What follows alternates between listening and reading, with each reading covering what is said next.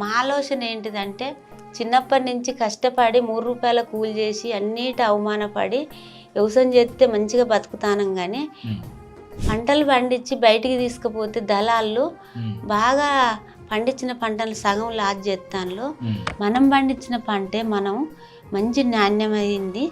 మన కస్టమర్లకు online system వచ్చింది కదా, మా అన్న కొడుకులు బుక్కులు గిట్లా అమ్ముతాను కదా, మనం చూత పంపిద్దాం నాన్న అని చెప్పిన. ఫార్మర్ ప్రోడక్ట్ అని ఒకటి తయారు చేసింది ఇకమత్.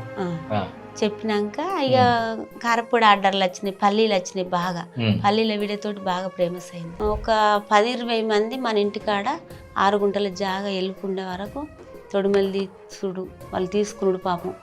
బాగా వాళ్ళకు చూస్తే ఎంతో మనం ఉపాధి కలిగించిన వాళ్ళమైంది. 12 మంది కాదు, 20 మంది దాకా 20 మందికి ఉద్యోగ అవకాశం కల్పించినట్టయింది.